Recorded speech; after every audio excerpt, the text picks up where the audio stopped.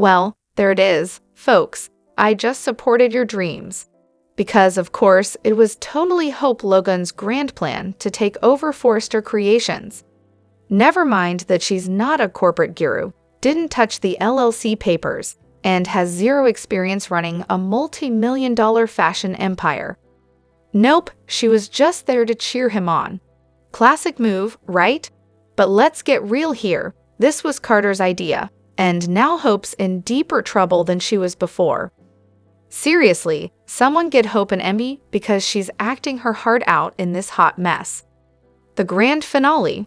Hope will inevitably admit it was all a terrible mistake, and honestly, I'd rather not witness that scene.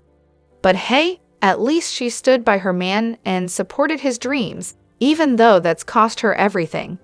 If this isn't a perfect microcosm of society, I don't know what is. And here's the kicker, finally, someone in this story tells the truth. Hope? Yeah, she couldn't have pulled off this takeover. Carter did it, and just conveniently let Hope take the fall for it. And now, he wants to play the victim because she's rightfully pissed. Classic. Brooke, seriously. I can't believe she's back with that guy. After everything she went through to get away from a toxic man, it's so frustrating to watch her keep crawling back to that trash. This whole storyline is a mess, and it's sending the wrong message. It's insulting to women who've been victims of cheating narcissists. It's like the writers are making a joke out of it. Brooke, do better. They're absolutely destroying her character, making her look desperate with this "I was hurt, but I'm willing to overlook it" nonsense. And don't get me started on that "I took the CEO job for you" Ridge line. She's told him a million times how much he hurt her by going to Taylor, but guess what? He doesn't care. If he did, he'd apologize and stop doing it. Brooke needs to stop chasing after him and maybe try meeting someone new. Honestly, the writers probably have a scene planned where she's clinging to Ridge's leg, being dragged across the room in something from her Brooke's bedroom line, begging to be his Logan again. It's a real slap in the face to women. And don't even get me started on this historical all-women episode. It's going to be a joke. Instead of empowering women, we get a plot where Brooke grovels and begs her abuser to take her back, only to turn around and berate her own daughter, Hope. It's so out of character. Meanwhile, Taylor and Steffi will be busy patting each other on the back about how amazing they are. Taylor will get crowned Mother of the Year, even though she's abandoned her kids multiple times. I loved Brooke when she stood up to Ridge and pushed Taylor aside. Too bad that lasted all of 5 seconds before she went crawling back to him, begging for his love. That's when I checked out. The only decent character left is Deacon, but of course he's hardly ever around. Watching Brooke beg Ridge to come back after the way he treated her is honestly triggering for me. It reminds me of an abusive relationship I got out of years ago. It's hard to watch. Hope did not use Carter. I'm writing this because apparently the B&B Twitterverse needs a step-by-step guide on how human emotions actually work, based on what was shown on screen, because, making things up never gets old. Hope and Carter were two emotionally battered people who found solace in each other after both feeling overlooked at FC. Was their bond the perfect recipe for romance? Absolutely not. But Carter came in like a knight promising to rescue Hope from her problems, so naturally, she bought into the fantasy. They went back and forth about taking over FC for a few episodes, and Carter finally took the plunge. They even kept telling each other, "There's no turning back now."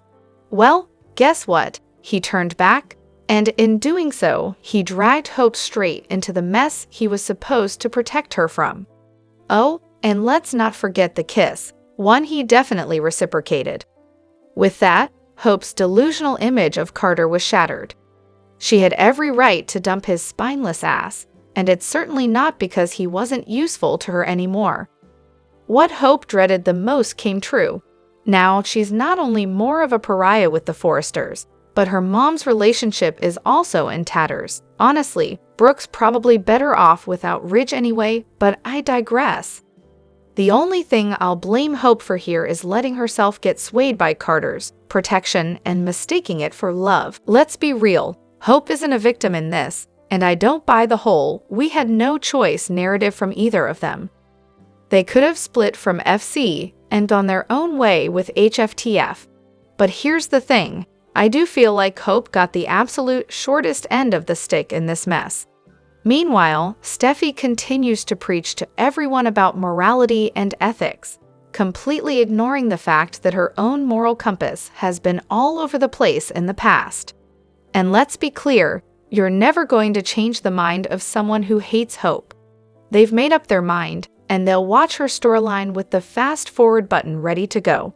You know, so they can just get to the Steffi vs. Hope drama because, hey, that's the good stuff, right? Also, to the people who think Hope used Carter, are we just going to ignore Daphne's use of him? I mean, come on. True, Hope's biggest mistake was never leaving the toxic Forrester family behind. They've caused her so much trauma that it's honestly a miracle she's still functioning. She needs years of therapy, not the kind Taylor's offering, if we're being real. It's honestly ridiculous how the Forresters always manage to blame Hope for their own screw-ups. Carter plans and executes a whole scheme, and somehow, she's to blame for everything. Meanwhile, Steff's list of shady deeds, including, shooting people, gets a free pass. Funny how nobody seems to remember any of that, right? Yes, Hope has done some dumb things, but they've all been reactions to the trauma she's been put through. She's been betrayed, stalked, and has dealt with grief and loss on a scale most people can't even imagine. Meanwhile, Steff's manipulations continue to fly under the radar. So yeah, Hope's a victim of trauma, not just some naive fool. But keep watching. It's clear who's actually the villain here. One of the most mind-numbing episodes in recent memory, honestly. Let's break it down, shall we?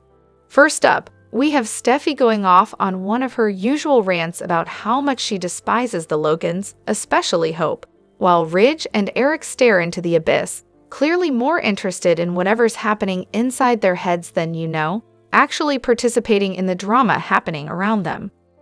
Then there's the delightful spectacle of everyone abandoning Hope at her lowest moment. Her boyfriend? Gone. Her mom? Nowhere to be found. Classic. Meanwhile, we get the peanut gallery, Akazende, and the Nose, preaching about how amazing they, the Forresters, and Carter are. Because, obviously, they're the true heroes of the show. Sure. And who could forget Brooke immediately rushing back to Ridge, practically begging for his attention after he let Steffi steamroll all over their history, and her daughter too. Really, just peak maturity right there. Oh, and the grand return of the two young newcomers who've got about as much chemistry as a wet napkin after disappearing for the better part of the storyline. Glad they're back, I guess. But here's the real kicker. I know from the previews that the writers are setting up even more of this nonsense. Brace yourselves, folks. Looks like it's about to be Everyone vs. Hope Round 2. Just perfect timing, right? Because what better way to celebrate Women's Appreciation Month than by having every female character turn on the only one who seems to have a shred of independence, all while the useless men stand by and watch. Oh, and Carter's cherry on top, pulling the old "you're just emotional, you don't mean that" routine during his little showdown with Hope. Nice. Honestly, this episode was a cringeworthy mess that had me questioning whether the writers have ever interacted with a woman, a man, or, at this point, any living creature. I'll admit it, today's episode really got under my skin. At this point, I'm starting to think Belle got the cancellation notice and is just writing the most absurd soap possible out of sheer spite. There's no way anyone could watch this mess and think they're doing a good job. And yeah, 100% true. I caught the last few minutes and, honestly, I'm kind of here for Hope finally snapping and standing up for herself. It's been a long time coming. This week's storyline looks like it'll evolve into a Hope vs. the world situation, which I'll begrudgingly admit I'm kinda excited for though. Spoiler alert, it's probably not going to be fun to watch. I just hope they don't ruin it by turning Hope into a villain or making the Forrester clan the poor, misunderstood heroes, because we all know that's definitely not the case. If they don't empower Hope and turn her into a badass character, there's really no point to this storyline. Otherwise, it'll be like that time they completely botched Brooke's character in 2007 when she became a drunk mess and lost her kids, all to have a ridiculous storyline with Stephanie. They better walk a fine line here, or it's going to be as cringy as it sounds. And let's not even get started on Tom's all-women episode. If it's just going to be more Steffi and Brooke ego-stroking, I'll be checking out. But hey, if it's actually a Hope-centered episode where she finally wakes up and takes charge, I'm all in. Just don't screw it up. If you were Ridge, who would you choose in March 2025, Taylor or Brooke? Personally, I'm sticking with Tay-Tay. I don't want to literally break her heart. Plus, we just fit. Brooke? Well, she should have figured out a smoother way to say, hey, I'm taking the CEO job to help you guys, instead of, all that mess. We don't exactly communicate well. My mom's solution, just have them share him, separate wings of the house, and he can just go back and forth between them. Honestly, at this point, someone should put everyone out of their misery with all this back and forth drama. Oh, Brooke, really? Why on earth would you put Ridge on the spot in front of MS? Achy breaky heart, Taylor. Seriously, why? It's one thing to fight for your man, but this was not the time to force him into choosing. Ridge is still sulking over the whole CEO thing, and you just had to bring it up in front of Taylor. Perfect. I can already feel this backfiring in the most cringeworthy way possible. And let's be real, Brooke, you're probably about to embarrass yourself. And Taylor, oh, don't get me started on her. Why does she get to stroll around FC like she's some kind of employee? She barges into offices like she owns the place, and honestly, I'm over it. Can't wait for the day when Brooke and Ridge are back together and Taylor finally has that full-on breakdown we all know is coming. Seriously, though, it's not rocket science. Brooke knows Ridge is still seething over her taking the CEO position under Carter's reign, and hello, he's obviously going to pick Taylor. And of course, she's going to rub it right in Brooke's face. I wouldn't be shocked if Steffi swoops in and fires Brooke from FC for the kiss, too. Wouldn't that just be the cherry on top? Both Brooke and Taylor seriously need to cut Ridge loose. I'm too young to be up on all the drama between them, but it's obvious, especially with Taylor, that Ridge needs to go. Brooke, though, she clearly wants him more than anything, even though it's painfully obvious that Ridge is just a stubborn, indecisive jerk. It's honestly disgusting, but what can they do, right? There's no other man in sight, and apparently, a woman can't survive without one. /S. Ridge is completely useless. Honestly, the show would probably improve just by writing him out of the picture. And let's be real, Brooke and Ridge are probably getting back together by the end of the week. They're just better suited than Ridge and Taylor. But seriously, what do they even see in him? I don't know all the details since I'm a new viewer, but he doesn't seem to have a backbone or a single original thought in his head. So why are these two women fighting over this scruffy man? Oh, so Katie's just completely silent about Bill pulling strings to get Luna out of prison. Absolutely stellar writing, right? It's like they're just ignoring her entire reaction because who cares? And will. He must already know that Luna's a free woman, thanks to dear old dad, but does he look angry or even remotely bothered? Nope, he's too busy getting prepped for whatever love triangle nonsense is coming next. Don't worry though, we won't be seeing Katie's response, or Liam's for that matter. Why bother, right?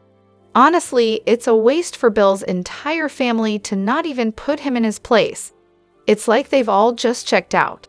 Bill's barely even recognizable at this point, and frankly, I've lost all faith in Batty. Katie? The only reason she exists anymore is to throw shade at Bill. That's it. She strolls in like some ancient crone to judge him from behind a door that's never actually locked, gets called "my Katie" a few times, then hops on her broomstick with her sisters to continue beating Bill's reputation into the ground. Without him, Katie's just, well, nothing. She's not even a thing. And that whole Poppy debacle, weird. It wasn't just about protecting him from some suspicious character. Oh no, there was definitely a hint of jealousy there. And when Bill finally entertained the idea of them maybe getting back together, poof, Katie vanishes. It's honestly baffling how they've managed to destroy Bill's character like this, making him pine for two women who clearly don't want him, all while dealing with the mess that is Sheila and Luna.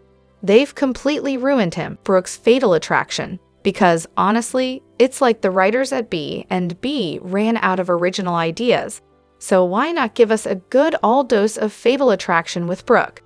She could totally become the obsessed, scorned woman of Ridge and Taylor's nightmares.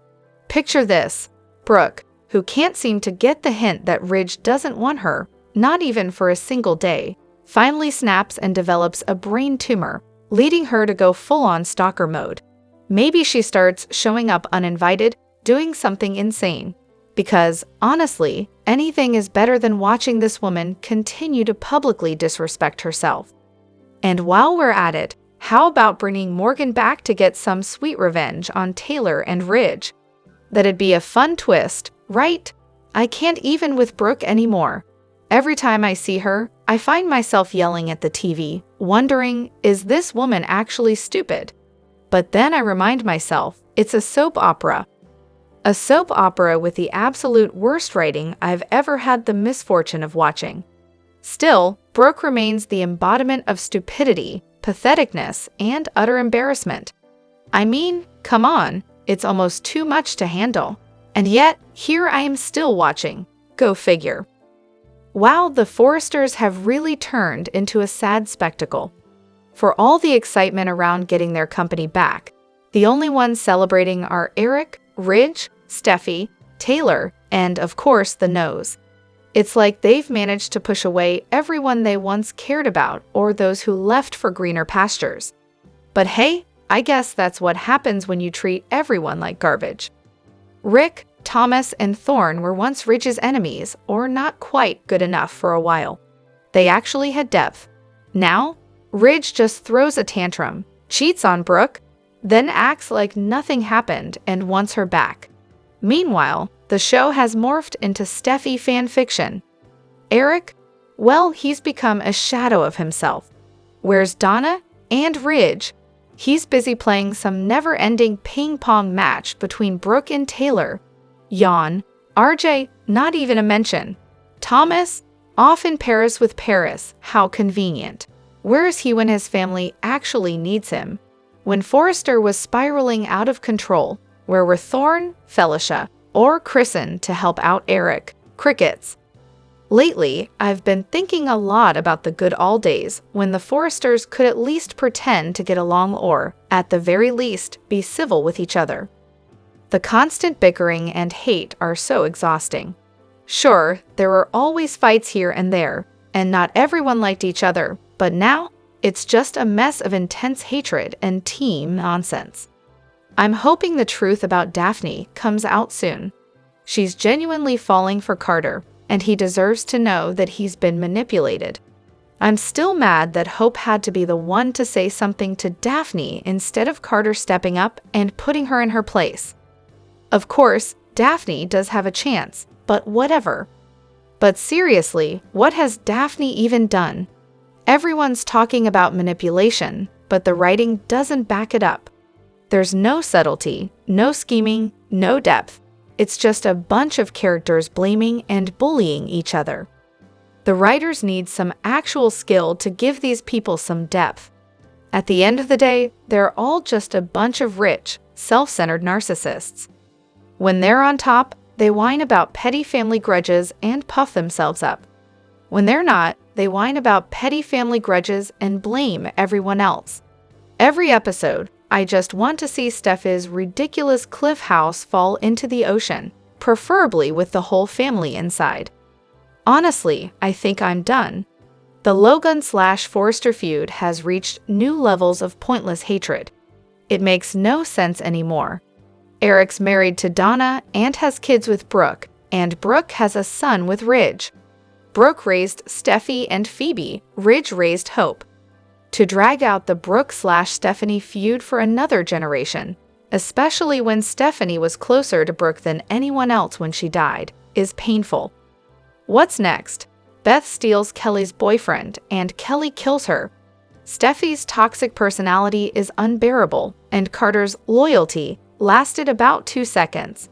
He's somehow worse than Liam, and that's hard to imagine. Oh, and don't get me started on Luna and Ramai. Ugh, I think I'm done. Brad Bell's latest stunt with Brooke, Ridge, and Taylor was a masterclass in unintended consequences. I can just picture him sitting around the writer's table, pondering the most creative way to break up Brooke and Ridge for the 43rd time. Okay, what haven't we done yet? He probably thought, taking a dramatic pause. Hey, boss, things are looking pretty stable with them right now, one of the writers must have warned. This is going to have to be brutal and implausible, and expect a lot of casualties. Bell, ever the visionary, probably nodded, then shrugged. Yeah, just get Ridge with Taylor for a hot second. Then we'll put him back with Brooke. It'll be fine. Spoiler alert, it wasn't fine. In fact, it was so brutal that Ridge became a total nightmare, and Brooke humiliated herself by begging for his attention, despite his vile behavior. And guess what? No one, and I mean absolutely no one, wants Ridge and Brooke back together now, not even the die-hard Bridge fans. But surprise, surprise, the Tridge fans aren't exactly thrilled with the idea of Taylor settling for this guy either. Well done, Brad. You managed to ruin 2 solid characters for, what? A pointless, directionless storyline that ended exactly where it started, with Hope getting fired and now labeled as the town pariah. Brilliant. Oh, and let's not forget the real cherry on top. The classic blame the evil woman trope with Hope. Really? Are we still doing that? And don't even get me started on the way they're writing Brooke as some love-struck fool, clinging to a man who called her daughter horrible names, belittled her at every turn, and then jumped straight into bed with Taylor like it was a casual Tuesday. Seriously, how does Brad Bell not realize this is not what anyone signed up for? At this point, the only reason I keep watching is out of sheer habit. My husband and I have been watching this show together for decades. I mostly pass the time on my phone, playing games or scrolling Reddit while pretending to care about the latest plot twists. This storyline has been beyond frustrating. Honestly, I'm just waiting for the grand reveal that Ridge's erratic behavior is actually due to a secret drug addiction. Like, come on. It's the only explanation that makes sense at this point. Every time he blows up, I'm like, ah, here we go. Cocaine Ridge is back. Or, oh great, Ridge hit the bong and is finally acting human. But we all know this show only gives the women substance abuse storylines. Guess it's just another day in soap opera paradise. Hope's future. Yeah, I think most of us are on the same page here. Hope really needs to step away from Forrester Creations, regardless of how we feel about her role in that whole takeover mess. I tossed out an idea in a comment earlier this week. Hear me out. What if Hope started her own lifestyle brand? Maybe throw in a clothing line, something she could build from the ground up. It doesn't have to be huge at first, but it could definitely grow. Now, Bill, not exactly Hope's biggest cheerleader, but let's be real, he could be the perfect backer. His media experience could do wonders for building up the brand, and honestly, Bill could use a decent storyline. Plus, it would be such a delicious jab at the dressmaker. The real issue here? Getting Bill Bell to actually do something different. Hope needs her own business, something that pulls her far away from Forrester Creations. Here's another fun twist. What if Bill hired Hope as a fashion consultant for his magazine? That would get her out from under Steffi's thumb and give her a chance to actually flourish on her own. Starting a company probably isn't realistic for Hope, She's not a designer, and let's face it, she doesn't have the capital or the sway to pull in investors. But this way, she could stay involved in storylines, keep some independence, which, let's be honest, she's desperately lacking, and still make an impact. And imagine the drama if Steffi ditches Finn for Sheila/Luna and hooks back up with Liam.